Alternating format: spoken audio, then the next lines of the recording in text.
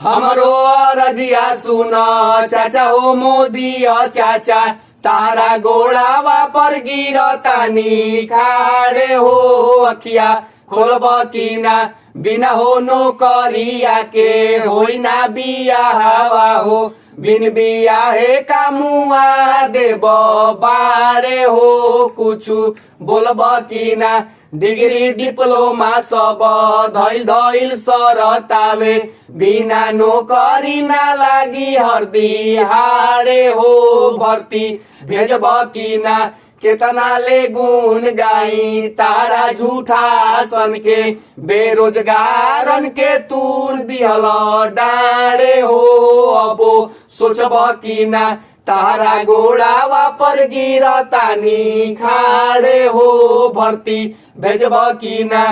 ए मोदी चाचा, लगन चढ़ते बेरोजगारी शरीर पे हावी होने लगता है महाराज। जानते हैं गांव में कहीं भी तिलक का गीत है कान में सुनाई देता है ना, तो एकदम दिल से आत्मा रोने लगता है और मन करता है कि अपना लोल पोल में लड़ा के शहीद हो जाए हम। रोजगार वालों को भी बेरोजगार कर देने वाले मोदी चाचा, हमारा किस्मत फूटा था, हमारा बुद्धि भरभ्रष्ट हो गया था जो आपकी बहकावी बातों में आ गए थे चाचा। का मोदी चाचा, माने हम जैसे बेरोजगारों का हल्का में ले रहे हैं ना। ठीक है हल्के में लीजिए, एक दिन सब बाण आपका कर न दिया खटिया खाड़ तब कहिएगा एकदम। हे मोदी चाचा, हम भी जवान युवा हैं, हमारा भी शौक है, मन करता है कि जल्दी से जल्दी रुपया पैसा कमाए, बियाह शादी हो, 4-5 गो बाल बच्चा हो, ताकि बच्चा पापा पापा कह के दही पर कूदे फाने आए। हमारा मेहरारू हमसे लड़े कि हमको सिनेमा ले चलिए, शिमला मनाली ले चलिए, ताकि शिमला मनाली में जाके आइसक्रीम खाए मेहरारू जोरे।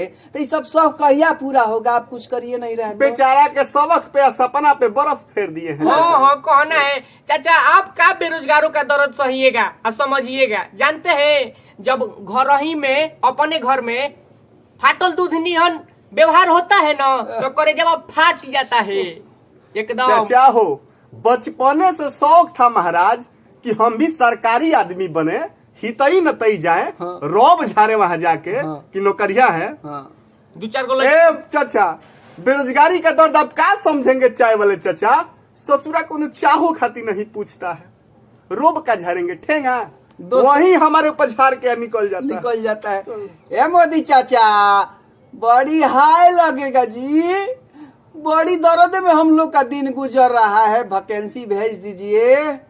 कुल वैकेंसी न रोक दिए हैं, आर्मी वाला हो, एयरफोर्स वाला हो, नेवी वाला हो, प्राइवेट वाइवेट का तो हाल खराब कर दिए हैं। यहाँ तक कि ग्रुप डी का बाथरूम का सीटा साफ करने वाला होता है ना, वो साफ करने का जगह नहीं दे रहे हैं महाराज। ए मोदी चाचा, कहीं खाना के चक्कर में आप वैकेंसी बहाली तो नहीं ना खा रहे हैं जी? बताइए। यो हो सकता है चाचा, रहम करिए, आपके देश के हम लोग युवा है, भविष्य है, बचाइए हम लोगों को, रोजगार दीजिए। बाकी विदेश भ्रमण वगैरह सब होता रहेगा, नेपाल श्रीलंका का सेवा होता रहेगा, पहले अपना देश के युवाओं का सेवा कर लीजिए चाचा।